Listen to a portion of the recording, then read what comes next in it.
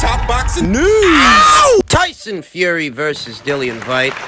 Let's talk about the fight. So many people showed up to this thing. Looks like they packed out the house. I was right to assume that outside of Joshua versus Fury, Fury versus Whyte really is the biggest fight you can hope to make at this time on British soil. Given the size of the pot, A record-breaking purse bid of $41 million. as stated, there would be considerable value in association with the fight. Even if the fight's undercard was lackluster, not very many familiar faces or familiar names, it wasn't the kind of undercard you expect for a fight of this scale, a fight of this size. You would have expected that they pulled out all the stops. It's where they fell short. As did Dillian, knocked out by a right uppercut. Peach of a punch. I'm not going to make any bones about it.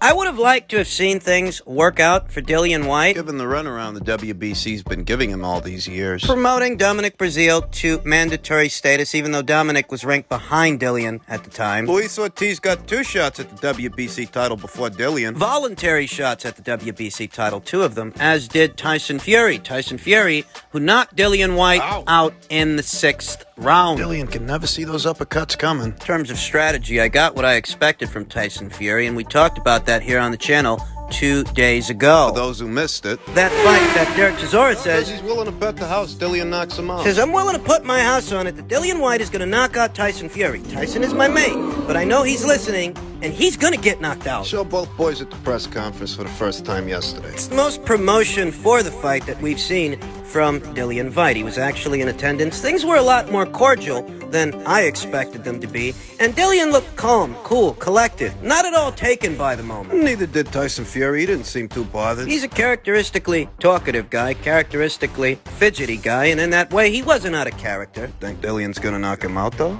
It's a bold prediction, to say the least, that Dillian Whyte could be the one to give Tyson Fury his first professional loss. I'll say this much. I don't think Tyson Fury plans on closing the gap and crowding Dillian Whyte in the pocket the same way he did with Deontay Wilder. With Deontay Wilder, it was a question of forcing Deontay on his back foot because he doesn't generate the same power from his back foot that he does on his front foot. What if you don't give him enough room to straighten out that arm? Enough space and real estate to get off that counter shot, get off that right hand that, if he clips a guy with it, he can put him down. It's a different kettle of fish with Dillian Whyte because he likes to work in the pocket. So I got the name the Body Snatcher. If you try to close the gap on him, you're doing half the work for him. Giving away half the fight because that's what he wants. He wants to be close to you, to get off those body shots, that left hook. Yeah, I don't think Fury's gonna be aggressive and close the gap. I think he's gonna box. Does look a bit more fit and trim than he did ahead of the Deontay Wilder fight, the last one, the trilogy. He looks a bit more streamlined ahead of this fight, and I get the sense that this guy, he's gonna move and punch, drag this thing out long enough to where maybe Dillian gets tired, and then he'll go in for the kill. At least that's the strategy. Stay on the balls of your feet, move and punch. Move around, try to catch Dillian on the way in. Tyson Fury, he's 33 years old now, coming off a war with Deontay Wilder that saw him get dropped 2 times in his last fight. Took Tyson 11 rounds to put him down and keep him down. Having come off of that war, I don't get the sense that he wants to let this turn into one. Nah, he's gonna box. And in a dynamic where Tyson Fury's fighting off his back foot, moving laterally, and it's Dillian Whyte who's the aggressor. It's Dillian Whyte that's tasked with closing the gap. In a dynamic like that, Did Dillian knock this guy out? well, we'll find out on Saturday. Here we are. That bit of it I anticipated. That bit of it I knew. Tyson Fury won't be as aggressive with Dillian as he was with Deontay because it's a different fight with a different fighter. Dillian Whyte actually wants to work in the pocket, thus Tyson Fury must deprive him of that, and he did. I thought Dillian got off to a decent start in the first round. He Comes out fighting out of the southpaw stance. wasn't expecting that, and he actually had some success with it in the first round, landing several shots to Tyson Fury's midsection as Tyson Fury was fighting out of the orthodox stance. Dillian was leading with his right, and Tyson was leading with his left. Tyson wasn't coming forward and laying into Dillian the same way he did with Deontay Wilder in their last 2 outings, their last 2 fights. I was right to assume Tyson Fury would opt to move and punch with this opponent and hope to walk him into a shot. No, I think the first round was Dillian's best round. The first round was, though by the second, Dillian had switched off to orthodox and the fight got away from him. Tyson Fury swept every round after that, leading up to the knockout. Dillian Whyte struggled to get within range of Tyson Fury, to land shots, stalking him as Tyson Fury moved laterally along the ropes. Aside from a few bursts of aggression here and there, Tyson Fury was the defender. Dillian was the aggressor, albeit the ineffective aggressor. Tried for some big looping shots and missed by a mile. Tried to fence a bit with the lead hand to get within striking distance of Tyson Fury through the early goings of the fight. By the second, third round, the fight had already gotten away from him. As this was a return to a more herky-jerky Tyson Fury. A trickier, more elusive Tyson Fury that wasn't going to stand and trade with Dillian, wasn't going to lay into him, rather... He was making himself harder to find. He wouldn't make himself available to Dillian, and that much I anticipated, that much I expected. Would have liked to have seen things work out for Dillian in this fight, I would, and I'm not going to apologize for that, but I wasn't convinced that a more defensively minded Tyson Fury... Well, I was definitely rooting for Dillian. I'm not going to apologize for that. I just wasn't sure he could pull it off, and he didn't. Really seemed out of his depth with Tyson Fury, if I'm being honest. Out of his depth through rounds 2 and 6. He's doing all right in the first round, in the beginning, but the fight quickly got away from him, and Tyson Fury showed his class, showed his pedigree. Dillian's cardio didn't look too good. Seemed to have lost steam rather quickly, though. When has Dillian Whyte ever been known for his fitness, ever been known for his cardio? He's never had the best gas tank. But he got what he wanted. All these years, he's been pursuing a shot at the green belt, and Tyson Fury, in so many words, gave it to him, and this was the end result. So all's well that ends well. That chapter is now closed. Nothing else need be said. Tyson Fury finished Dillian Whyte's title run with the same punch Anthony Joshua dropped him with all those years ago, and more recently, Alexander Povetkin in their first fight. Tyson Fury dispatched Dillian Whyte with an uppercut. He's a sucker for an uppercut. He never sees him coming. He just cannot find his way around that punch. Well, he never sees them coming. He's doing all right with the straight shots throughout the course of this thing. He's doing all right with Tyson Fury's straight punches, but it's that uppercut. He never sees them coming. Tyson Fury plants the shot, shoves Dillian Whyte, which point Dillian loses his footing, rises to his feet, and is told to come forward by referee Mark Lyson, and you could clearly see Dillian Whyte did not have his faculties. Yeah, he was out of it. In terms of the fight's aesthetic, not the most entertaining. It was a scrappy affair, very tense. More of a nail biter than a barn burner. Given what was supposed to be the bad blood between these two and the history they have. It wasn't a brawl. It was mostly just Dillian Whyte trying to close the gap and being out-hustled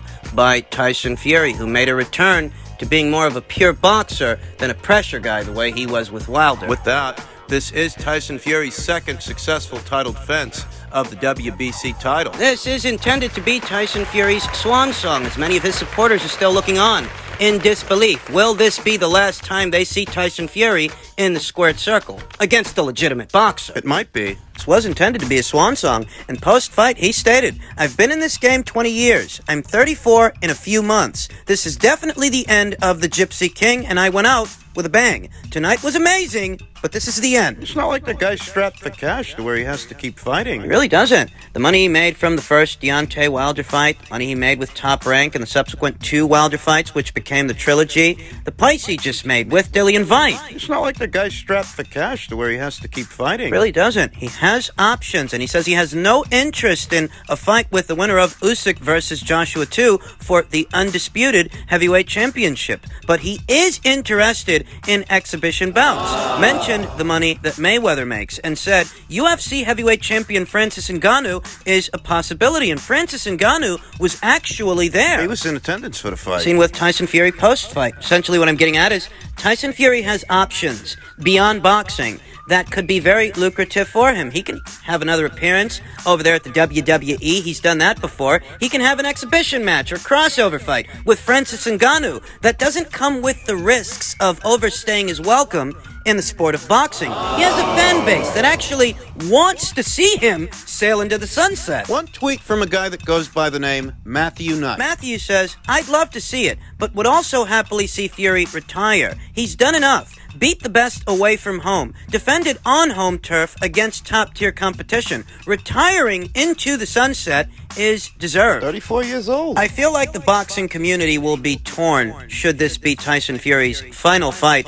as heavyweight champion, because there's a lot of people that feel he should fight the winner of Usyk versus Joshua 2 to further facilitate his legacy as this era's premier heavyweight. That if he goes on and retires and never faces the winner of Anthony Joshua versus Alexander Usyk 2, that leaves behind unfinished business. Tyson Fury's never been an undisputed champion. You got people out there that are already calling him the greatest heavyweight of all times, having not achieved what the heavyweights of old achieved. You know, your Joe Louis, your Muhammad Ali, Larry Holmes, Lennox Lewis. I think Mike Coppinger feels that Tyson Fury has already surpassed Lennox Lewis. I think there's a lot of people out there that are going to disagree with that. These legends of old They didn't make off like bandits when the going got tough, you understand. These legends of old had long reigns as champions. Is it selfish to say that I myself would like to see him face the winner of that fight? Is it selfish as a boxing fan to say that I would like to see Tyson Fury vie for the undisputed heavyweight championship of the world because he's never actually achieved that? Oh, he held 3 alphabet titles. Yeah, after he beat Vladimir, he won 3, but not all 4. He won 3 alphabet titles and the Ring Magazine belt from Vladimir, but after that he took a hiatus, he came back, he won the green belt from Wilder. He never held them all at the same time. He's never actually been this division's undisputed champion. So if you're going to elevate him to the status of the legends of old, one would think that's a necessary box he has to tick off on. A necessary year mark. There's a lot of people out there, they've already made up their minds on what they think he'd do to Anthony Joshua. They've already made up their minds about that, but what about Alexander Usyk? What if Usyk beats Anthony Joshua for a second time? Tyson Fury's fans don't want to see him box Usyk. No, I don't think they do. I don't think they want to see that fight, that particular fight, come into fruition due to an admission that Tyson Fury himself made. An admission he made on the Joe Rogan podcast. Cunningham, believe it or not, this is going to sound strange, Cunningham was the hardest fight I ever did have in my whole career, amateur or professional. The reason being, he was very slippery. The way I explained Cunningham, he was like a conger eel all full of oil in front of me. I couldn't pin him down. He was light on his feet. He was weighing 208 pounds or something. He was a cruiserweight, right? He was a 3-time cruiserweight champion of the world, and he stepped up into heavyweights. He was a slick, talented boxer, and I tried to walk him down, use my size and power, but he was just outboxing me.